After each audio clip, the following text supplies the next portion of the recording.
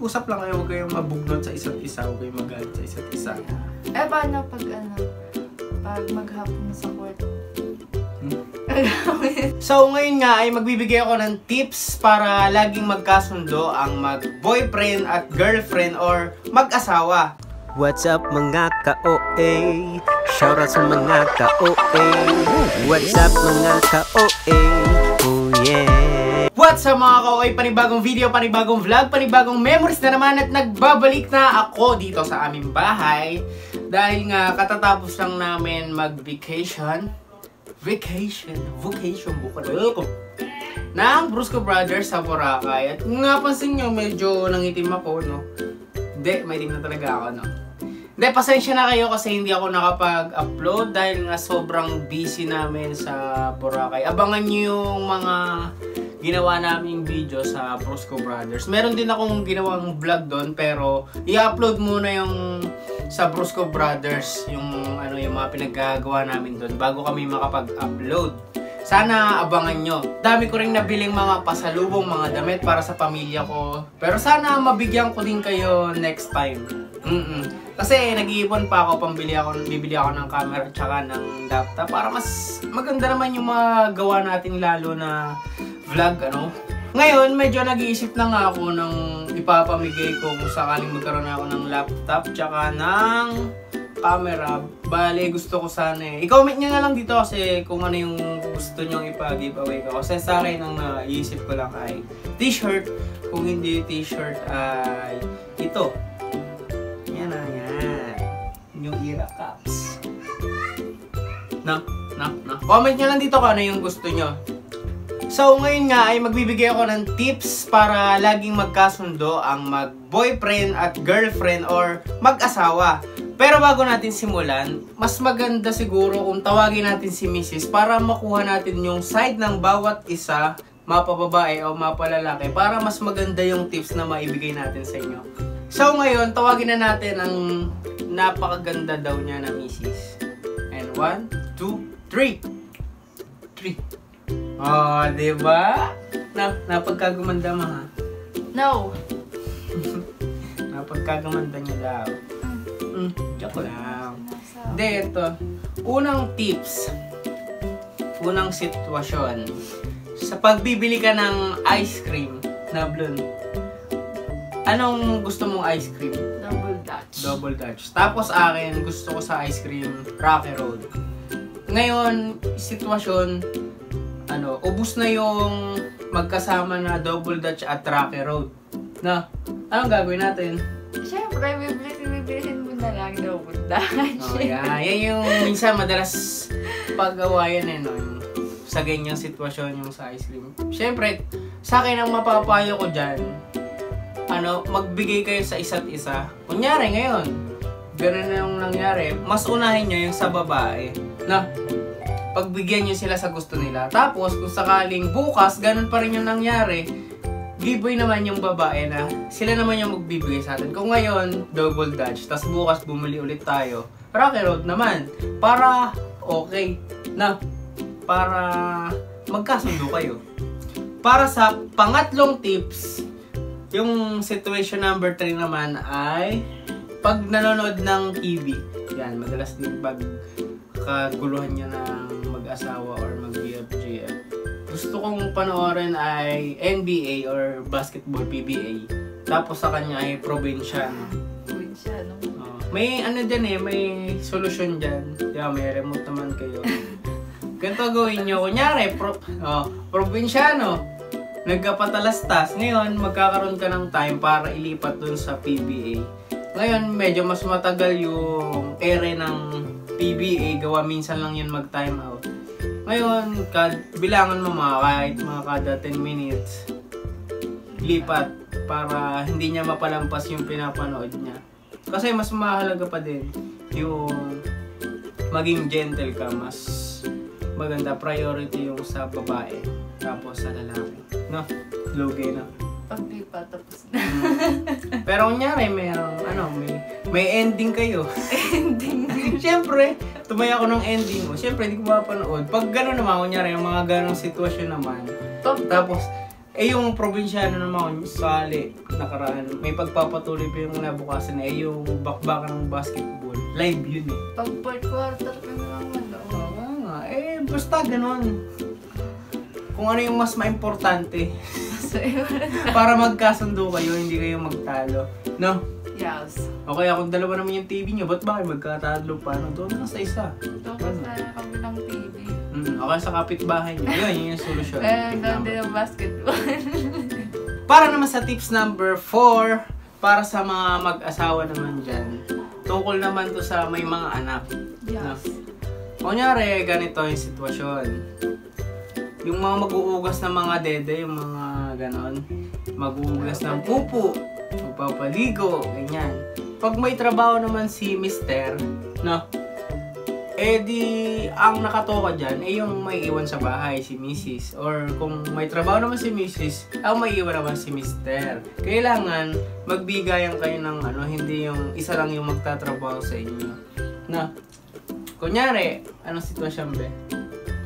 Kunyari, pag, eto naman yung mga maling sitwasyon, kunyari siya, inalagaan niya na si Andre. Tapos pagdating mo sa trabaho, ako yung nagtrabaho. Pagdating sa trabaho, pagod na pagod ako.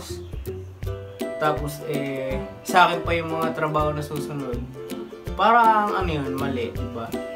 Na, syempre, pero kung kaya ko pa naman magtrabaho, di magtatrabaho. Kunyari, mag-uugas ng dede, magkakanaw ng dede, mga ganun. Kakanaw pa lang eh. Kaya nga. Ganyan. Yes, that's right. Wala siyang magawa eh.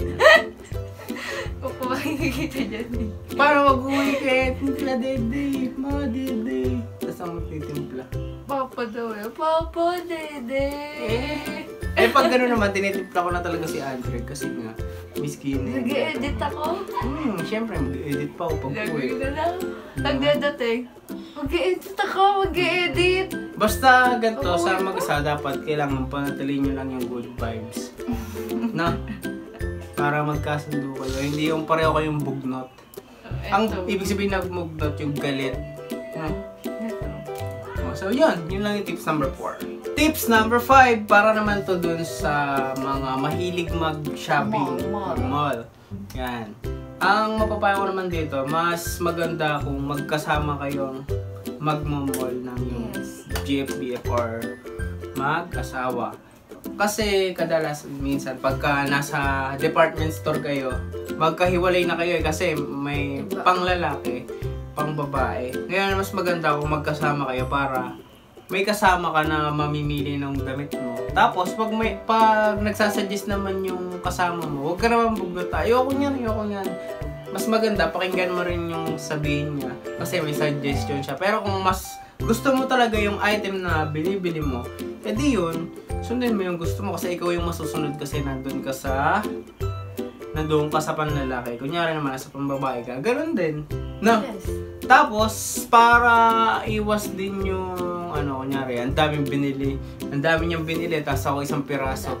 O, diba, lugi. Kung magkasama kayo, mapipigilan niyo yung isa't isa. Oops, eto lang yung budget natin. Yan lang dapat. Wala nang pambayad. Ganyan lang. Wala na siyang pambayad. So, yun. Mas maganda kung magkasama kayo.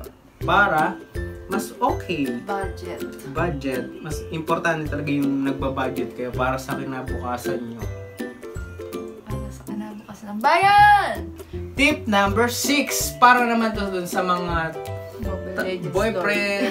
mag-boyfriend, girlfriend na mahilig maglaro ng mga online games tulad ng Mobile Legends. Blun? Anong mapapayo mo dun? Ganito na nga, ako na nga. Yes. Ito naman ako magsalita ako naman yung may channel nito yun. Yung, tag dito? Kung yung boyfriend mo nagmo-Mobile Legends, tapos ikaw wala kang magawa, edi, mas maganda kung sabayan mo na lang, no? Pareho kayo, magkampi kayo, kung medyo mahina ka, di mag-practice ka. Yes. No? Pero yung Mobile Legends, dapat, may oras din, no? Hapon. Hindi maghapon, hindi lagi. Kung kailan lang kayo kunyari, magsiset kayo ng time na ganito, 2 oras tayo mag-Mobile Legends, 1 oras. Mga ganyan. Or, kunyari, 3 game lang tayo, 3 game. Tapos, balik na ulit kayo kung anong ginagawa yun. Nag-work kayo, or kung naglilinis kayo ng bahay, mga ganyan. No? Tapos, kung natatalo naman kayo, huwag kayong mabugnot. No? kailangan go pa din kayo kasi pag talo, talo.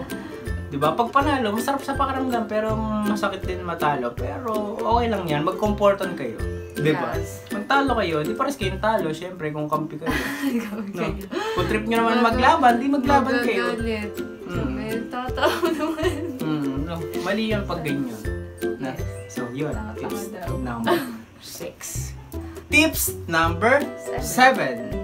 Ito naman yung tungkol dun sa mga pagbabasketball ng mga lalaki tsaka yung mga pag-shopping ng mga Shopee. babae. Yan, kadalasan din may nagtatanong yan. Pagka lalaki, pag nagbabasketball, di ba lagi pinagbabawalan ng mga girlfriend ng mga asawa nila. No? Sabihin niya, oh, mas pinili mo na naman yung tropa mo kasi magkasama tayo. Ganyan.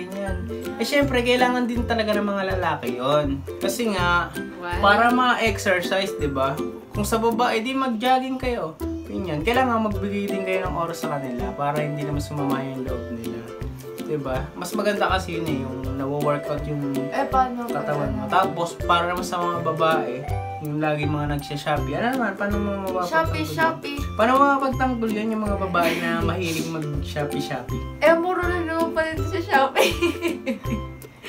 Affordable. Kaya, okay lang. Pa-isa-isa, ganyan. No, yan. Pa-isa-isa lang, siguro, pero hindi yung isang order mo. Wala ka ng pera.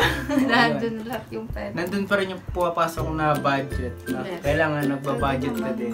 Pwede naman silang bumili ng mga gusto talaga nila. Yung gusto lang nila, piliin lang nila para sa budget nyo. Yes. Eh kung marami naman kayong pera, di okay lang.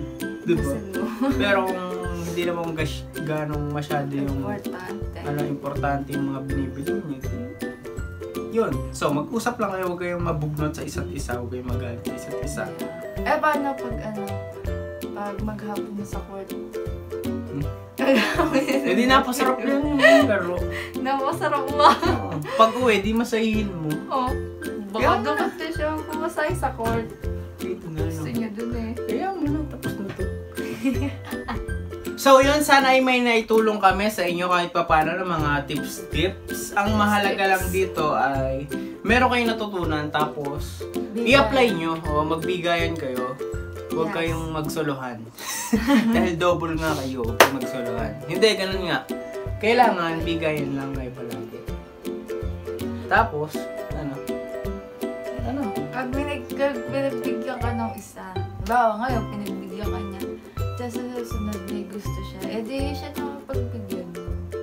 Ganun na lang. So, yun. Maraming salamat. Kung may gusto pa kayong mga tips na gustong ipatips sa amin, i-comment nyo lang dito sa comment section natin. Yes. At subukan natin kung Kaya namin sagutin. Maraming salamat sa lahat ng nanood. Pa-subscribe po ng channel, turn on nyo yung notification bell, tapos add nyo kami sa Facebook, and follow nyo rin kami sa Instagram, tapos yung YouTube channel niya, Terlings Ngasal, and Instagram nga din, basta nakalagay nyo naman dyan sa link kayo. Siya, ito na! 1, 2, 3, subscribe!